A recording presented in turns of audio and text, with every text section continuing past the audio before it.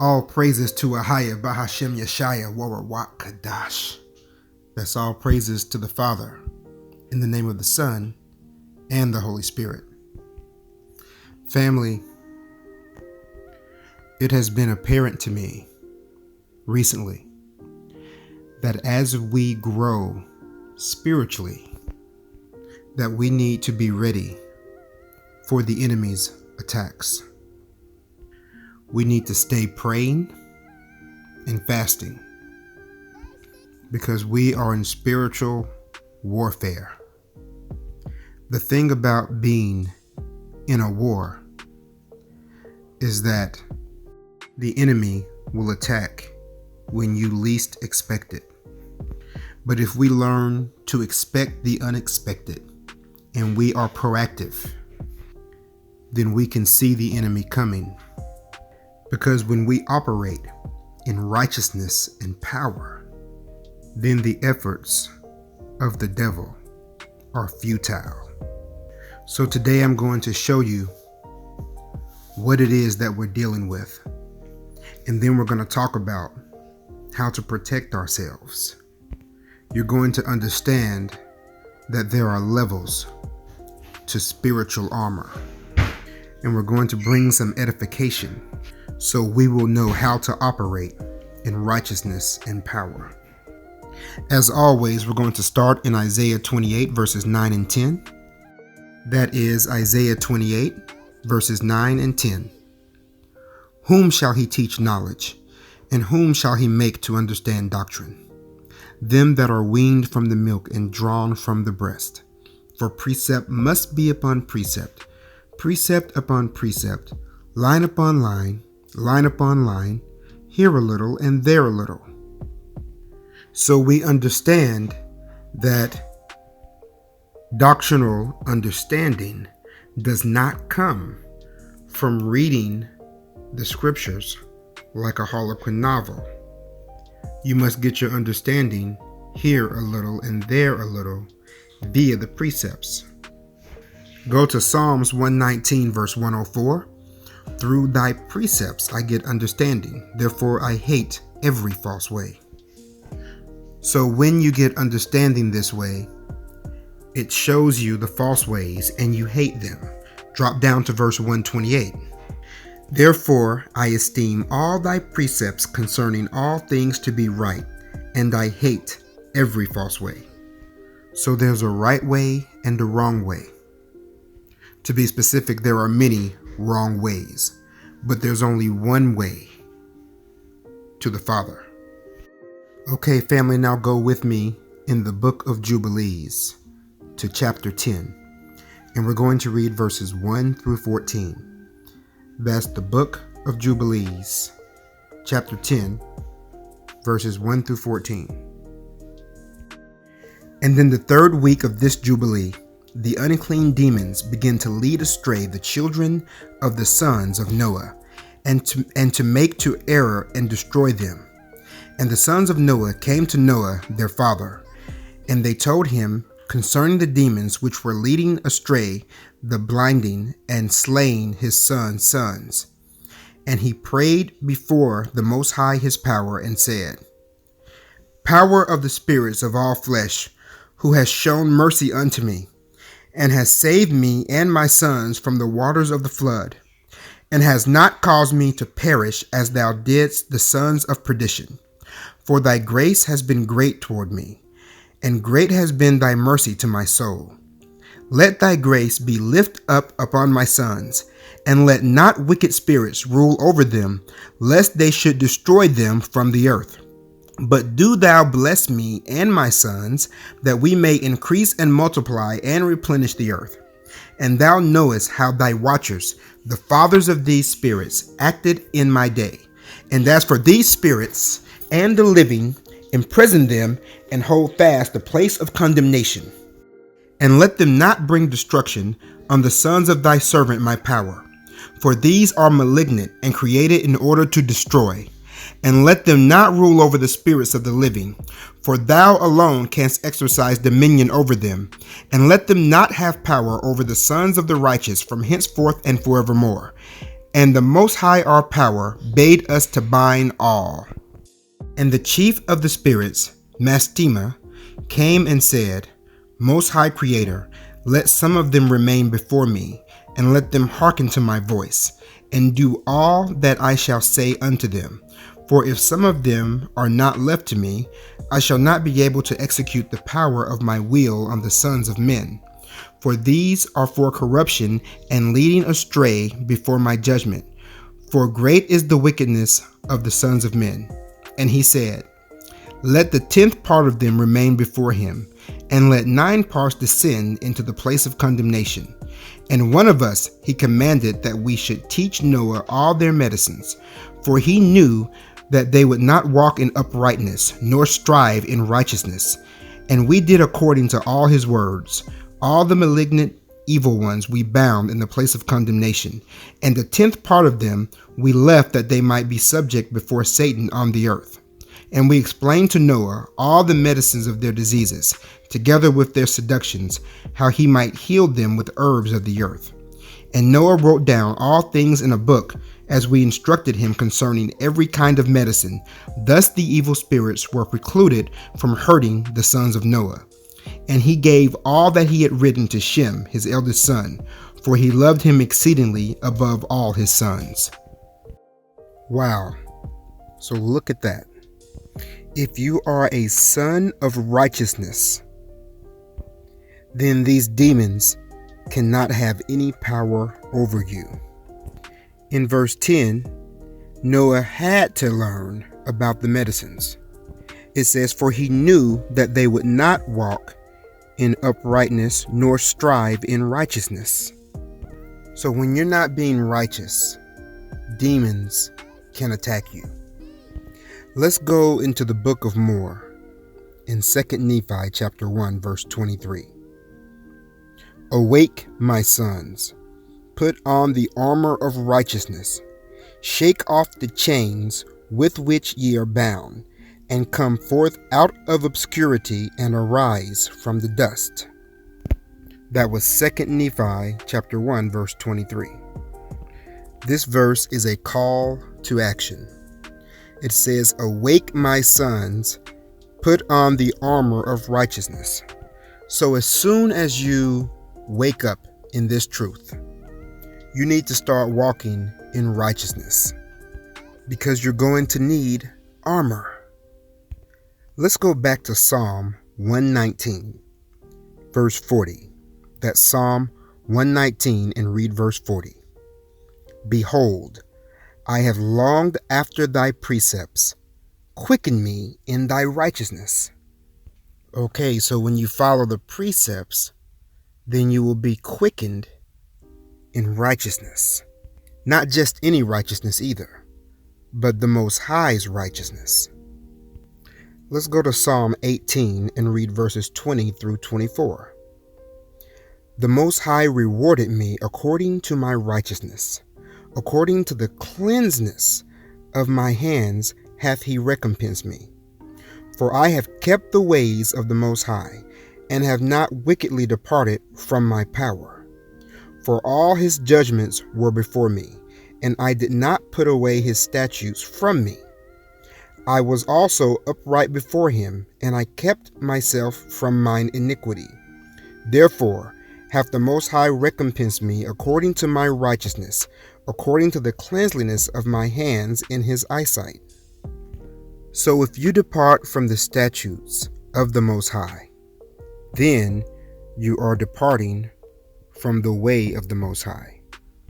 And if you keep the ways of the Most High, then you will have clean hands. You can wash your hands all you want to with water, but are your hands spiritually clean? Go to Isaiah chapter 64 and let's read verse 6. That's Isaiah chapter 64, and we're going to read verse 6. But we are all as an unclean thing, and all our righteousness are as filthy rags, and we do fade as a leaf, and our iniquities, like the wind, have taken us away. So the Most High says that our righteousness are as filthy rags. When it says filthy rags, that's referring to a soiled sanitary napkin. If you've ever heard a woman say that she's on the rag, she's referring to her time of the month. And that is how the Most High sees our righteousness. That's why we have to learn His righteousness. So when we are born again and begin to live holy and learn the ways of the Most High, then we begin to walk in righteousness. Let's go to Ephesians chapter 4, and we're going to read verse 24. That's Ephesians chapter 4, verse 24. And that ye put on the new man, which after Ahiah is created in righteousness and true holiness.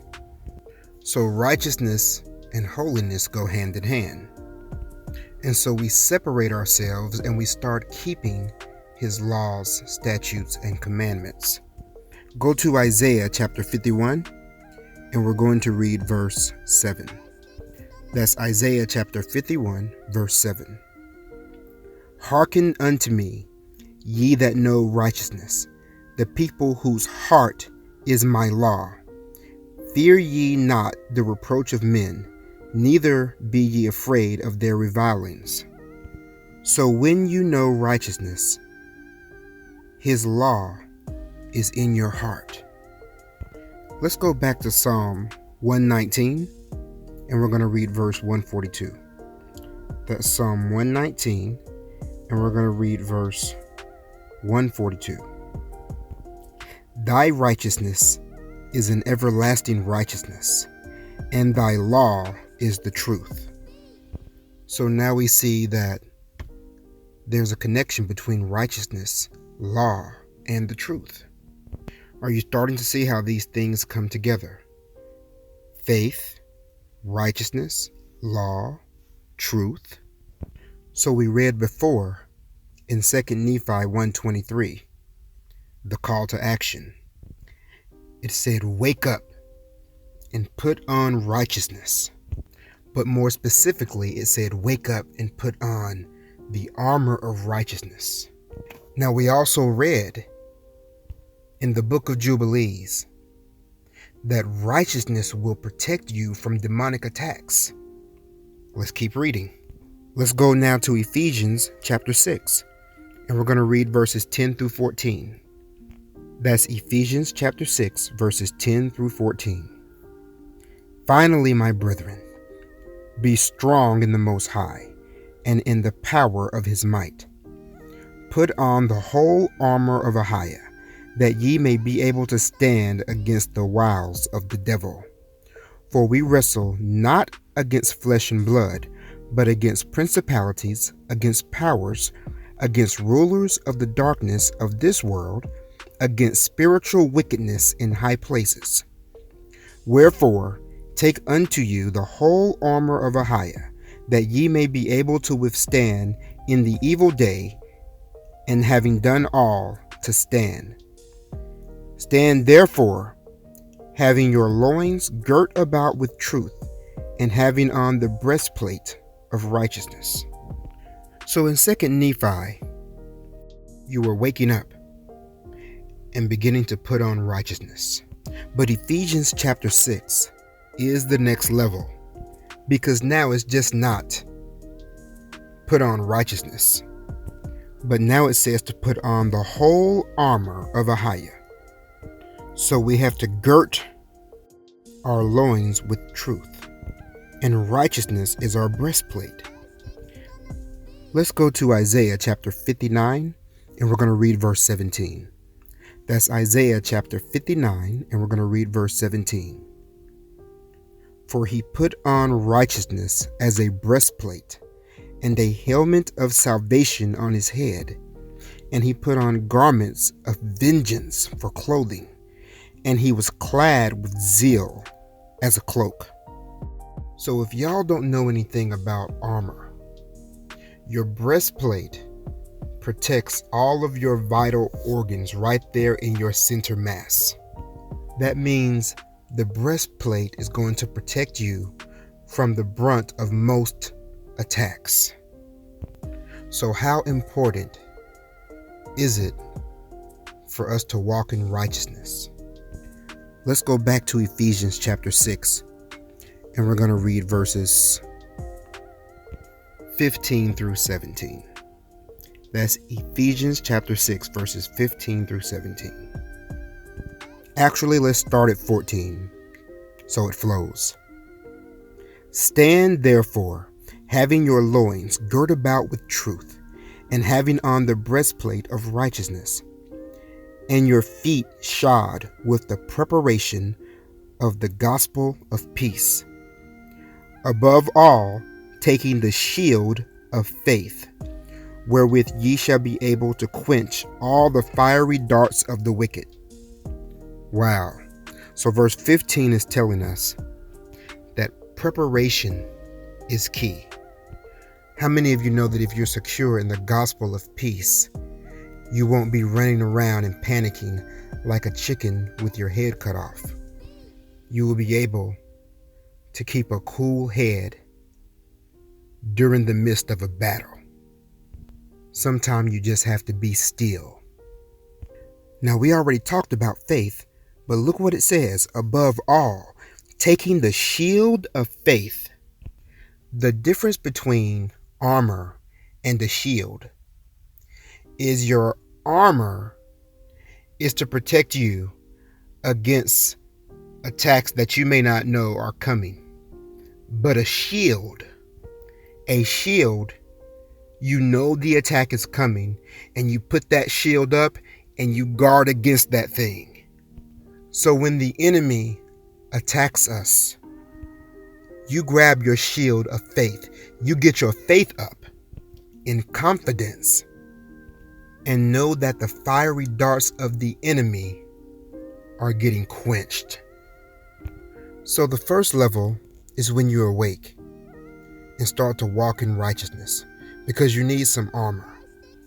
But as you begin to grow in the faith, then you need to put on the whole armor and grab your shield, because there's levels to this armor.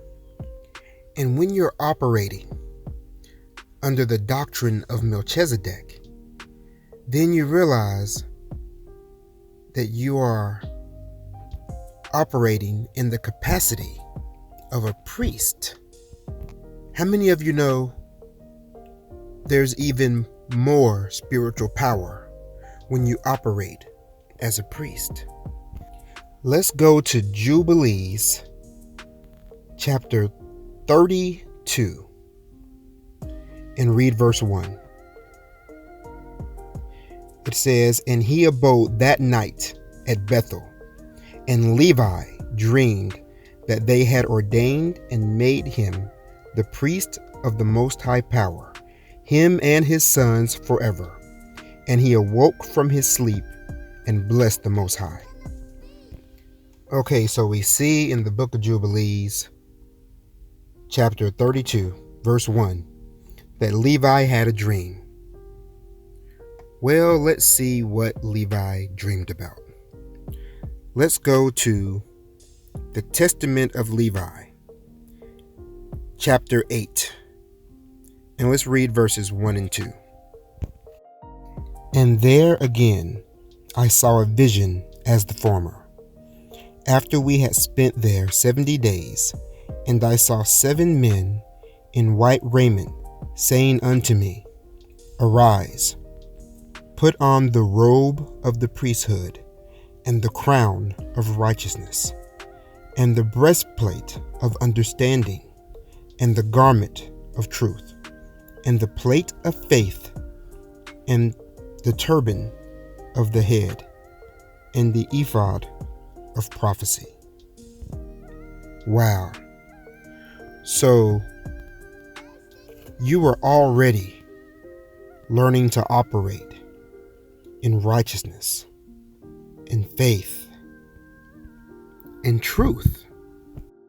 But those elements are amplified when you start to operate as a priest of the Most High Power. Righteousness, understanding, truth, faith. And it is at this level where you start to understand the operations of prophecy. That's why it says, and the ephod of prophecy. But you don't get that understanding, not truly, until you put on the robe of the priesthood. And that is a robe of righteousness. Let's go look at the prophet Isaiah. Let's go to Isaiah 61, and we're going to read verse 10. That's Isaiah 61, verse 10. I will greatly rejoice in the Most High. My soul shall be joyful in my God, for he hath clothed me with garments of salvation. He hath covered me with the robe of righteousness. As a bridegroom decketh himself with ornaments, and a bride adorneth herself with her jewels. So Isaiah knew the importance of putting on righteousness as a robe. Go to Job chapter 29. That's Job chapter 29, and we're going to read verse 14. Job 29:14. I put on righteousness, and it clothed me. My judgment was as a robe and a diadem. A diadem, ladies and gentlemen, is a crown. And we just read in the testament of Levi that it said, and the crown of righteousness. It said that right after it said, the robe of the priesthood.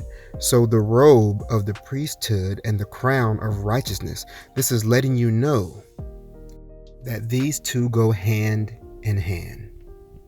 Let's go back to the testament of Levi.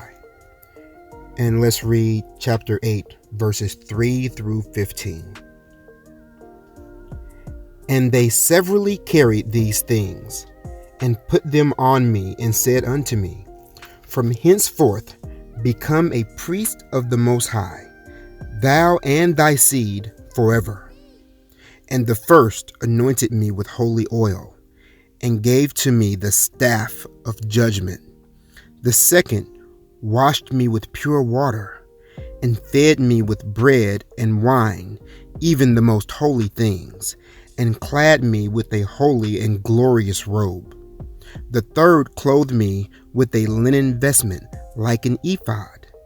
The fourth put round me a girdle like unto purple. The fifth gave me a branch of rich olive. The sixth placed a crown on my head. The seventh placed on my head a diadem of priesthood, and filled my hands with incense, that I might serve as priest to the Most High Power. And they said to me, Levi, thy seed shall be divided into 3 offices, for a sign of the glory of the Most High who is to come. And the first portion shall be great, yea, greater than it shall none be. The second shall be in the priesthood, and the third shall be called by a new name, because a king shall arise in Judah, and shall establish a new priesthood, after the fashion of the Gentiles, to all the Gentiles, and his presence is beloved as a prophet of the Most High, of the seed of Abraham, our father. Wow, so where it says that each one of them put one of these different things on him, that was all spiritual. These were the elements of righteousness and truth and understanding and faith and prophecy. And that branch was symbolic. Symbolic of who? Let's go to Jeremiah chapter 33. And we're going to read verse 15. Jeremiah 33 and 15. In those days and at that time will I cause the branch of righteousness to grow up unto David, and he shall execute judgment and righteousness in the land. Ladies and gentlemen, that branch is representative of the prophecy of Christ, the Hamashiach. So to be a priest of the Most High is to be a righteous man. This is the path to what we seek. This is the path to the kingdom. Let's go to Wisdom of Solomon, chapter 5, and we're going to read verse 1. That's Wisdom of Solomon, chapter 5, verse 1. Then shall the righteous man stand in great boldness before the face of such as have afflicted him, and made no account of his labors.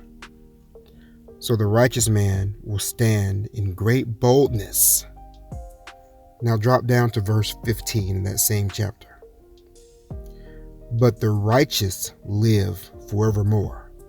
Their reward also is with the Most High, and the care of them is with the Most High. So our reward for living righteously is the kingdom, is everlasting life. But to get there, we have to have faith.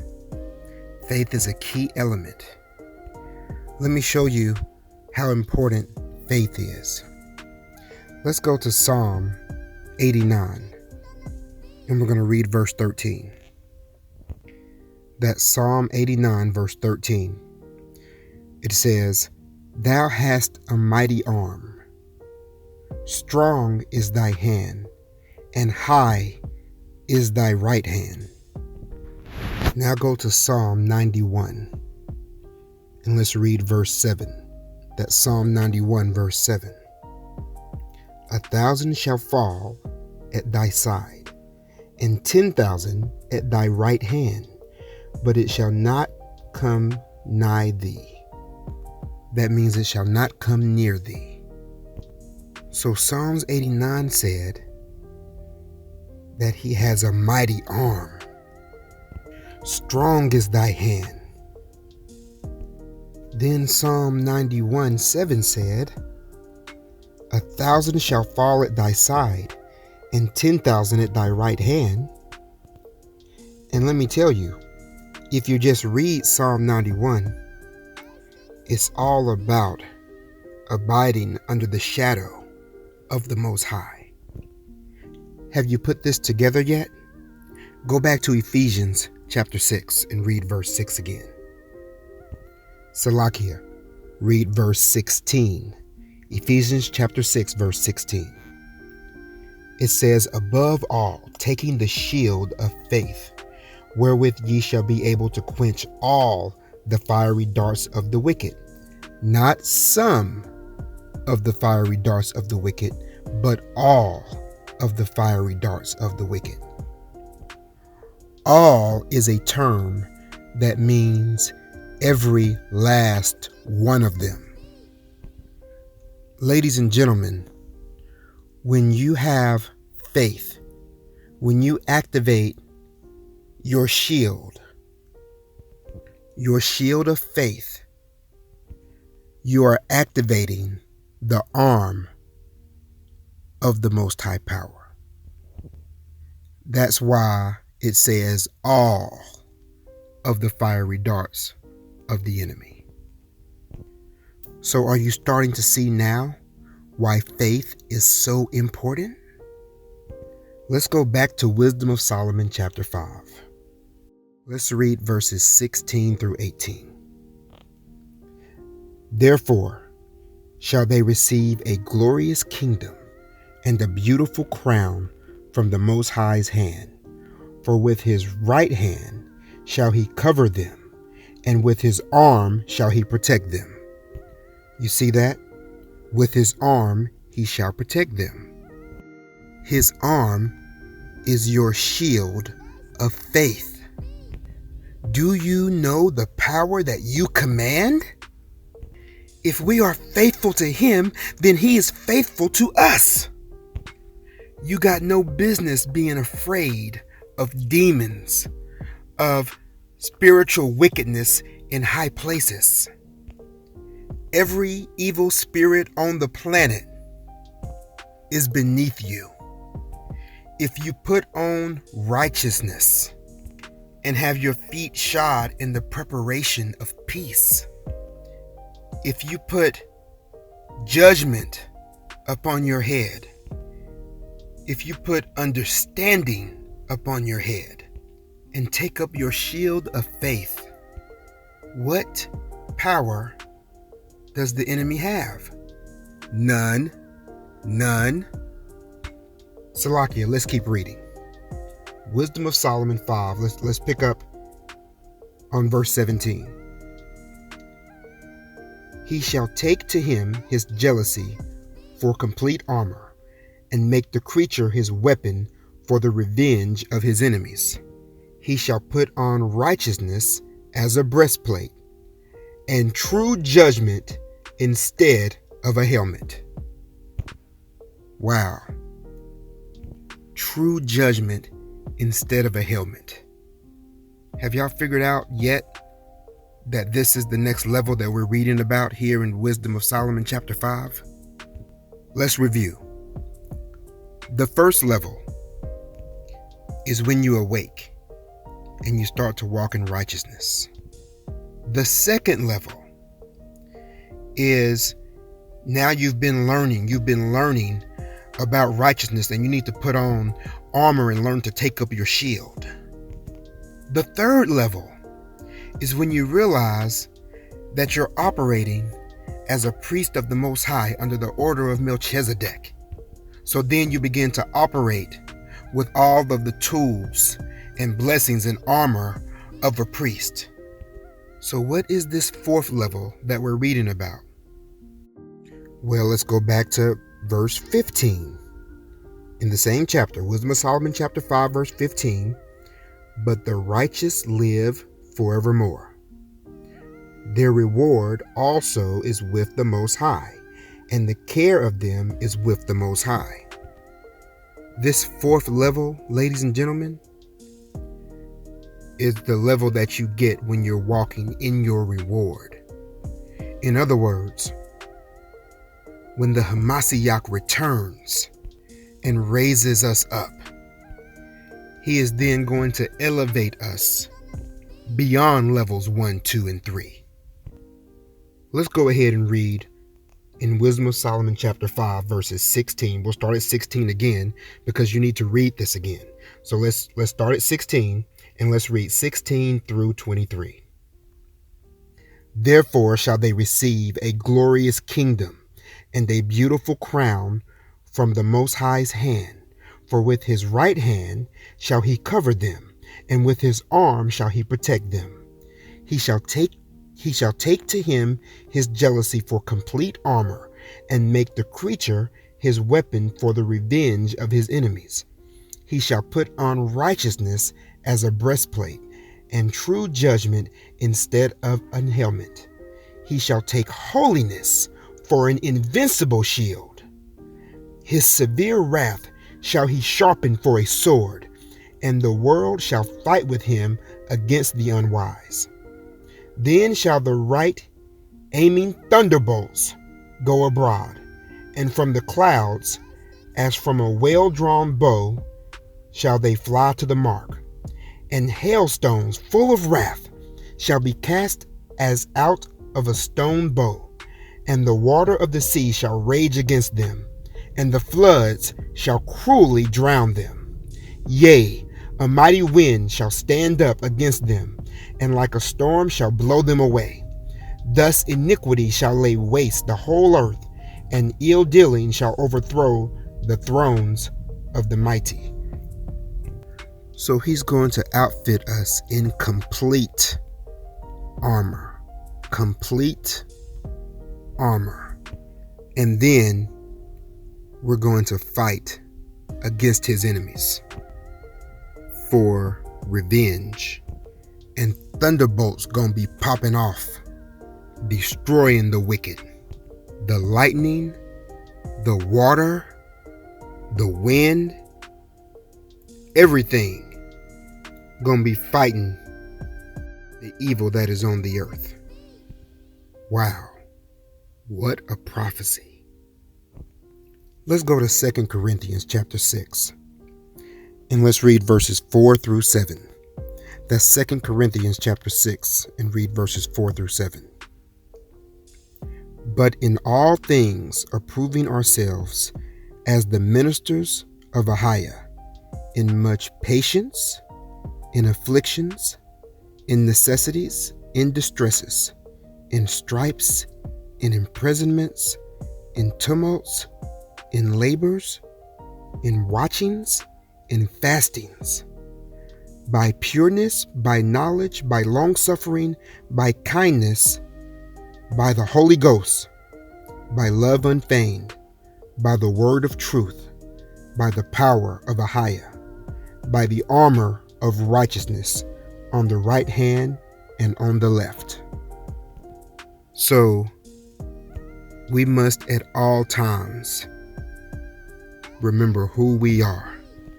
When we wake up and put on this armor, put on righteousness, put on the robe of the priesthood, put on crowns of judgment and understanding, then in all things we must approve ourselves via the power of the Ruach Kadash. She searches all things, pulling precept upon precept out of life precepts, not just the words in the scriptures. Let's go to Isaiah chapter 54. We're going to read verse 17. That's Isaiah chapter 54, verse 17. Because people love to quote this verse, but they only quote the first part of it. They don't quote the rest of it. It reads, "No weapon that is formed against thee shall prosper, and every tongue that shall rise against thee in judgment thou shalt condemn. This is the heritage of the servants of the Most High, and their righteousness is of me, saith the Most High." So we don't fool with our righteousness, because that's a filthy rag. But the Most High's righteousness, his everlasting righteousness, when we are his servants, then that is the righteousness that we put on. We put on his righteousness, and only then shall no weapon that is formed against us prosper. Yasha Allah, Shammai. Spiritual wickedness is ramping up more than ever before. We are being attacked on every front. We have to be prepared. We have to be ready. We have to be praying. We have to be fasting. We have to be putting the words of the book into action. Those of you who just got baptized, or those of you who are about to get baptized, you need to know how to put on spiritual armor. Because as sure as crap stink, you will be attacked. But we don't have to fear the enemy, because our heritage is of the Most High power.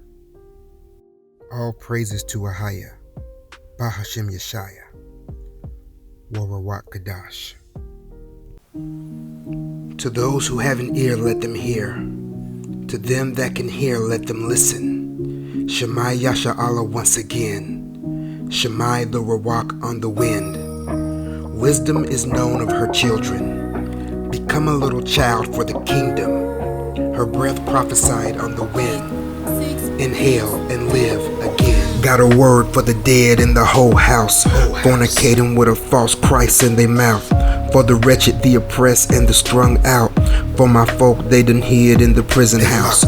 May the sick and the shut in hear this. Need the widows and the fatherless to feel this. For every soul being raped had their innocence took. For every witness of a murder need they faith unshook. Y'all done walked every dead path, steady drunk off the cup, that's that whole bath. It's okay to awaken, gon' rise up, rouse up, tribe up. Get your faith up, homie, that's your shield up. Quench fiery darts, that's where walk tough. Loins girded with truth, we can't get enough. Hating every false way with no missteps. Steer it, stay steady, stacking up the precepts. Dry bones, gon' wake up, put righteousness on, get your faith up. Open up your ears now, gon' shake up. Bone to bone, gon' wake up. Take one stick, take another stick, join them one to another into one stick. Take one stick, take another stick, join them one to another into one stick. I'm sitting here seeing all around me, looking at iniquity abounding. All this filth and wickedness is astounding. Listen up for the shofar sounding. Beast wearing out the saints of the Most High. Sight with spiritual eyes, we know the time nigh. Now we hearing thunder from the sky, and the voices of the saints done begun to cry. How long, O Most High, holy and true, must we wait to see your judgment do what it do what it do. How long, O Most High, holy and true, must we wait to see your judgment do what it do what it do. Dry bones, gon' wake up. Put your righteousness on, get your faith up. Open up your ears now, gon' shake up.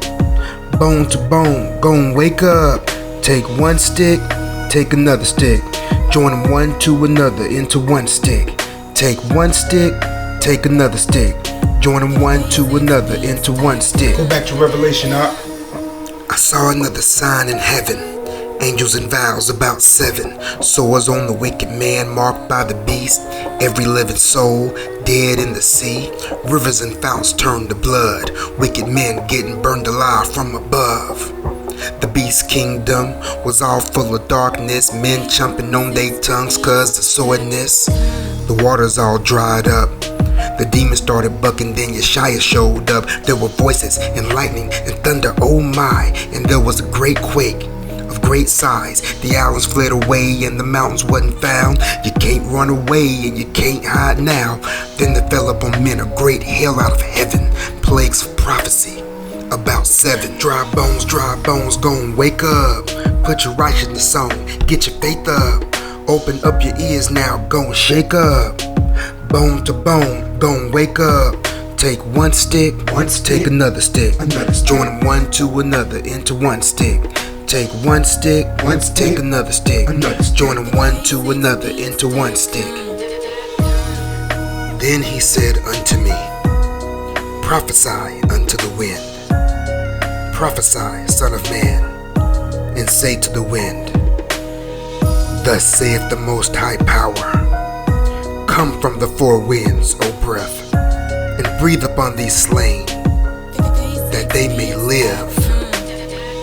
I'm speaking to the dry bones. You need to hear these words so you can live, Holmes.